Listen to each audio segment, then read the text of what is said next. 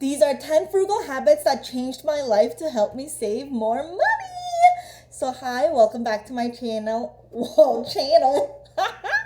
Welcome back to my channel. My name is Yura. I'm a 28-year-old girly pop in New York City, and I am documenting my financial journey to becoming debt free, to becoming financially independent. And these are my 10 frugal habits that changed my life to help me save more money. Number one, no spend days. So no spend days are pretty much when you designate a specific day to not spend any money. And you can do this at the beginning of the month so then you can have a specific challenge for yourself. For example, I try to, did you see how big that fly was? You can, when you designate a specific amount of days that you want to have in the month for no spend days. For example, my goal is to have 15 no spend days, and you can also make exceptions. Like my exceptions is like groceries, gas, bills. Those are my exceptions. When I have specific no spend day goal challenges, I'm more intentional with my spending. For example, it prevents me from like going out to eat. It prevents me from getting an ice cream cone. It prevents me from getting a $6 coffee because I want to have a successful no spend day, if that makes sense. So it kind of challenges me and it makes me kind of like reward myself. You know, when you get like a little sticker for like a little sticker sheet. So that's how I keep track, not by sticker, but I like color in like the monthly calendar with if I had a successful no spend day or not. And it honestly does motivate me and it makes me want to fulfill my goal. Number two is the 72-hour no buying rule. So that is pretty much when you wait 3 days before you purchase anything. So if you see something you want on TikTok Shop, or if you see something promoted on Instagram and you want it and you add it to your cart and your impulse is to just buy it, because now everything is so easy. They have Apple Pay where it's literally in an instant, in less than 10 seconds, it's already on your way, you know? No. Your goal is to wait 72 hours, which is 3 days, to see if you still even want it. After 3 days and you waited, you're like, do I really need that? Or is it even worth the money? Because you actually think about it and you wait for it to process in your head and you realize, I don't really need that. That's not really worth it. Nah, I'm good. And then you end up not buying it, ultimately saving you money. Well, at least for me. Number three is meal prepping. Meal prepping, meal prepping, meal prepping. I know this one is like common sense, but it really isn't, okay? Especially as someone who spent 4 years recently as a server, and like I made quote unquote good money, so I ate out so much. It is disgusting how much I ate out. And then also just thinking about how much more money I made and like I have nothing to show for it is honestly a little embarrassing. And now that I'm on a tight budget, now I'm like, where did the money go? Anyways, also meal prepping proteins. Buying protein in bulk obviously saves you a lot of money, and instead of buying like one pack, getting the family pack, I slice it up, I individually Ziploc bag it, and then I freeze it. And then also, obviously, meal prepping equals to not eating out. If you already prepped your meals at home, you're more likely to not go out to eat impulsively because you already have food at home and you don't have to cook it. And another thing is that you also save money on delivery fees. Instead of being like, oh, I have nothing to eat, let's just order something real quick. All these platforms, Uber Eats, Seamless, DoorDash, they have crazy delivery fees.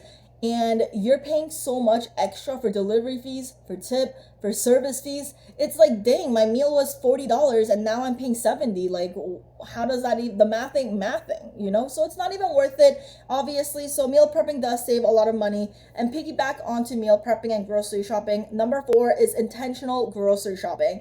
Obviously, meal prepping and cooking at home in general does save you a lot of money. But if you are intentional with it, it saves you even more money. I know, crazy, right? There's been so many times I have thrown out so much food because I didn't even know we had it. Let's be honest. I didn't know I had pasta. I bought like 10 boxes of pasta because it was on sale, but I bought pasta last month too that I didn't even know. The amount of vegetables that I've thrown out because I didn't even realize we had those vegetables and it's just rotting in my fridge is disgusting. So obviously, having an intentional meal prep and intentional grocery list before you go grocery shopping, look at your pantry, look at your sauces, look at your condiments, look at what you have in your fridge, see what you can make with that, see what one ingredient you need to make a specific meal, you know? Like, I have pasta at home, I have chicken at home, oh, but I just need some pasta sauce. Okay, so now you only need pasta sauce, you know? You don't need all the other ingredients, you don't need all the other sauces, you have other things that you can make and then you obviously save more money like that. This also can help you with avoiding to throw out food, which is ultimately throwing out money. And then also just bulk buying in bulk, freezing it, and just portioning it everything out. For example, like I like to buy a family pack of chicken.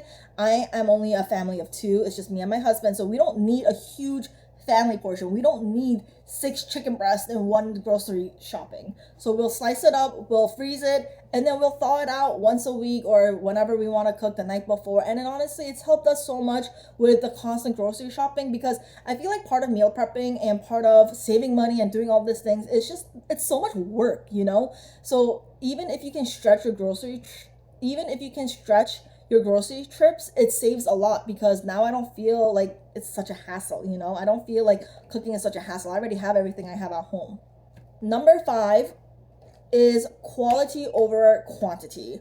I feel like because of all these fast fashion websites like Shein and all these other stuff, especially like Temu, you get so many things for so cheap. And with that being said, you buy so much more clothes, but it doesn't last long because it's just really bad quality.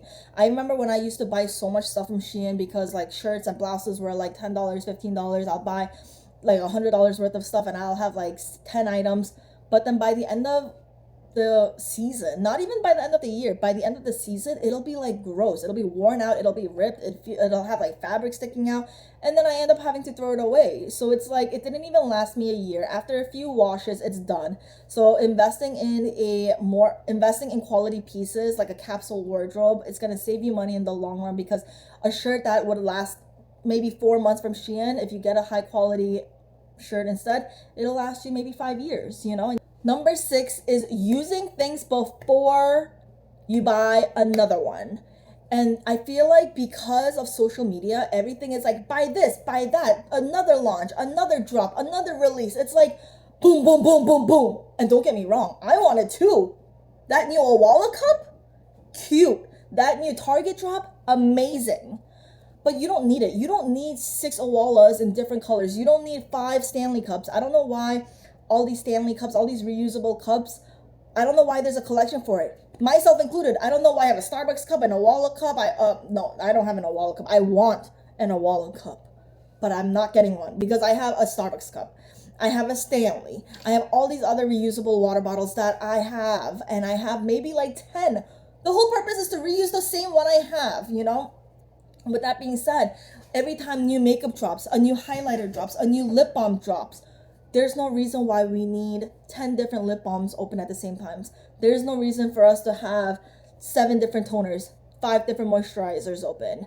Use what you have, and then once all of it is used, then you can buy a new one. That's what I've been trying to do. I don't open up a new lip product unless I'm done with a lip product until I use up all of it, and that has saved me so much money. Because when you buy, like, for example, I am a lippy product person, and that's ironic because I don't even have any lip product on my, and it broke because I don't even have any lip product on my lips right now, and they're crusty, dusty, dry. But with that being said, you don't need so much products. Like, my goal is to finish this one. And then once I finish this one, I'm going to finish this one. And then after I finish this one, my goal is to finish this one. And I'm not buying a new one.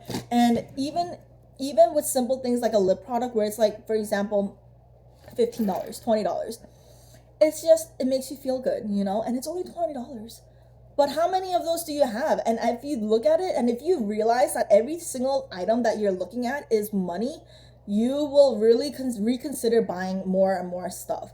Like even simple things like $5, $600, $3, $15. It all adds up. The little things all add up. Okay, me showing you this and saying $600 was very uncalled for. This was a present for me, okay? Anyways, I got sidetracked. Number 7 is DIY repairs and upgrades. There are so many times where I am so lazy. This also has to do with stop being lazy, you know, because there's so many times where things break or things rip or things can get fixed. But instead of fixing it, I just buy a new one because it's convenient and I'm lazy. For example, when my jeans, the zipper broke, instead of getting it fixed, I would usually just throw that pair out and buy a new one. Why is that necessary? You could just buy a zipper and fix it, go to a seamstress or whatever those people are called and get it fixed. I had a hole on my bed sheets, and my initial thought was these are my winter bed sheets. So my initial thought was, okay, throw them out and we'll get new ones for this upcoming new year. But why? Because there's a rip in it? Am I diabolical? So what did I do? I sewed that up. It was like, the hole was like this big. So I sewed it up, and now I saved myself, how much is a new bed sheet set? Like $100? But it's like little things like that. And even like furniture, you buy things and then you don't need it, or when you move. My shoe closet where we hold our shoes, it's an old bookshelf from Target. We are just repurposing here, okay? Doesn't make sense? You can make it make sense. Doesn't even matter, okay? We're saving money. We already have it. There's no point of throwing more things out just to buy more stuff. That doesn't make sense. Stop being wasteful. Save your money. Budget. Use that money. Invest it instead. Number 8 is at-home services. So that is for like beauty services specifically. I have not gotten my nails done in over a year, and that is a huge accomplishment for me. I used to get my nails done almost every month, spending about $70 to $100 per month just on getting nails. And that's me stretching it, because my nails would be grown out for like 4 weeks at a time, and it was embarrassing. But baby, those nails were expensive. I wasn't gonna get them replaced with a little bit of nail growth. That turns into a whole French tip. Anyways, I started doing my own eyebrows at home. Ideally, I just shave it off and just shape it myself. You don't need to do that. You can get them waxed. You can buy the wax strips, whatever. My sister also waxes my armpits, so then she'll just and just do it at home. We just bought a wax kit for one time. We bought the wax one time. I think it was like $40 in total. It's been over a year and we're still using the same thing. The amount of money we've saved is a lot. And this goes for anything. I used to also get my eyelashes done. Every time you get eyelash extensions, it's about $120. You buy eyelash clusters. These are the ones that I love. They're the press and goes.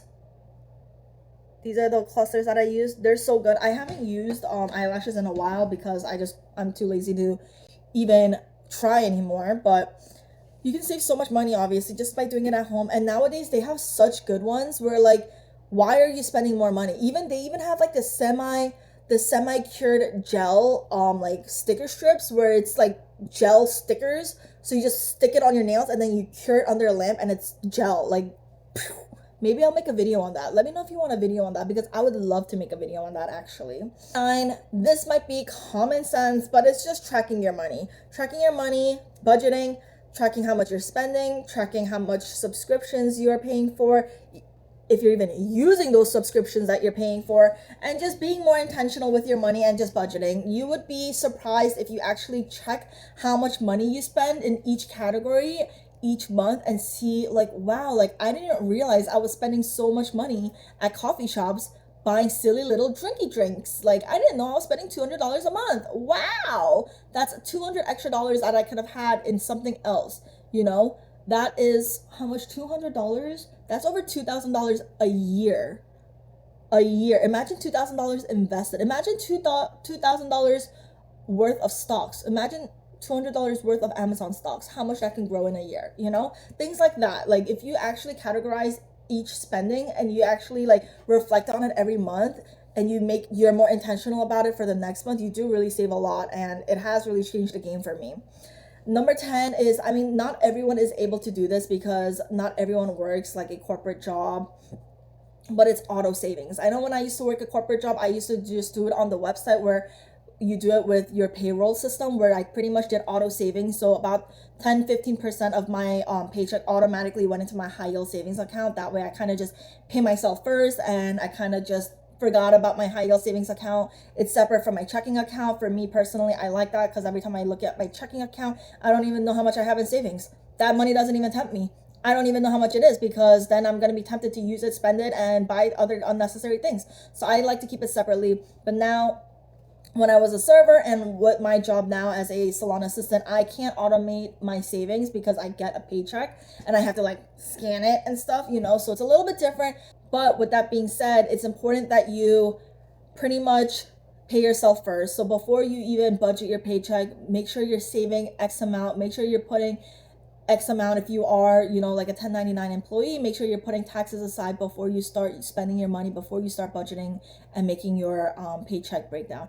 Anyways, I am such a yapper, so I am so sorry that those 10 frugal habits turned into this long video. But as you can tell, I am really enjoying making YouTube videos for you guys. So if you are not subscribed yet, please make sure you subscribe.